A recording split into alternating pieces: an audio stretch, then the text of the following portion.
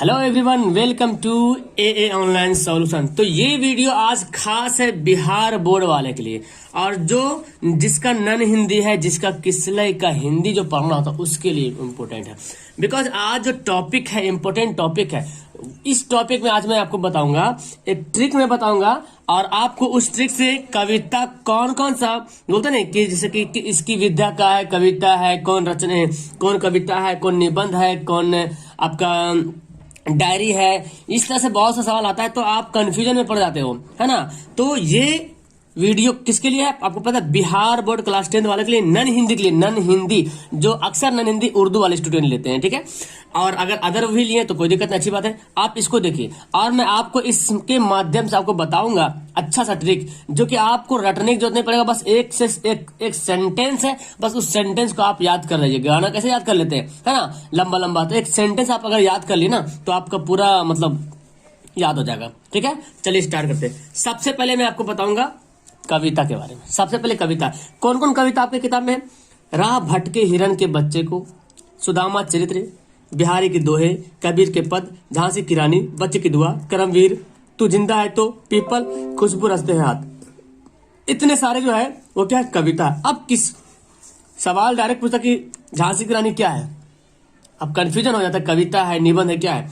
अब देखिए कविता याद करने का ट्रिक देखिए, ये देखिए सेंटेंस को पढ़ना ध्यान से, मजेदार से, एकदम एंटरटेनमेंट हो गए। रास बिहारी अपनी कविता में, कौन? रास बिहारी, नाम याद कर लो कि रास बिहारी को नाम है। रास बिहारी अपनी कविता में कबीर से, किससे? कबीर से झांसी के बच्चे की वीरता जिंदा रहने के लिए।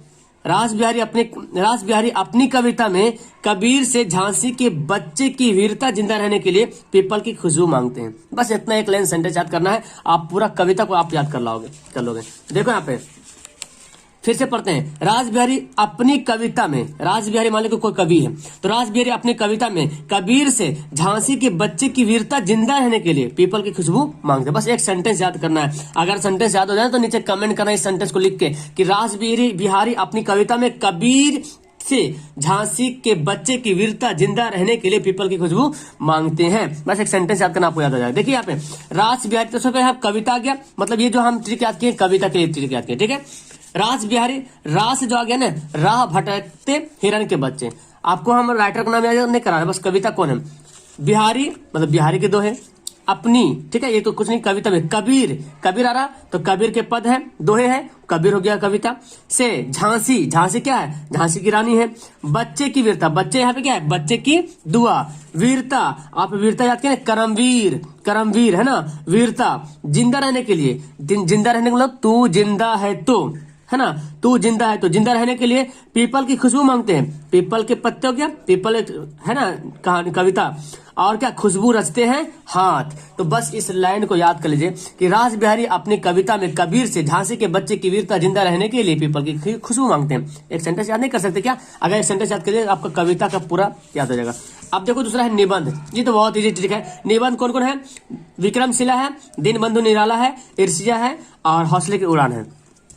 विक्रम दिन ब दिन ईर्ष्या को हौसले दे रहा। कौन? विक्रम, बोलते ना ईर्ष्या को हौसले दे रहा है, तो हौसला मतलब करो, बढ़ा रहा उसको, बल और करो।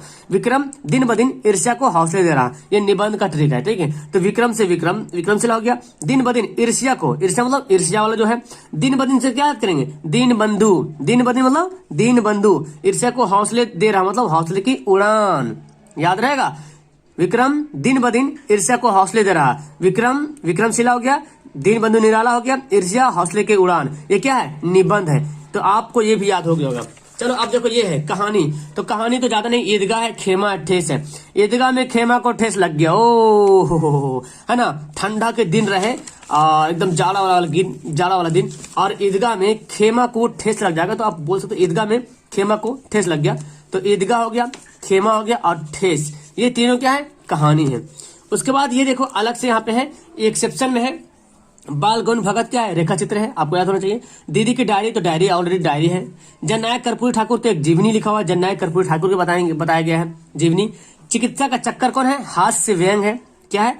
हुंड्रू के जलप्रपात यात्रा वृत्तांत है। आप हुंड्रू के जलप्रपात घूमने जाएंगे तो यात्रा करेंगे, है ना। चिकित्सा का चक्कर चिकित्सा का चक्कर थोड़ा मतलब मजाहिया टाइप का है, हास व्यंग है। जननायक कर्पूरी ठाकुर मतलब जननायक कर्पूरी ठाकुर के जीवनी के बारे में बताता है।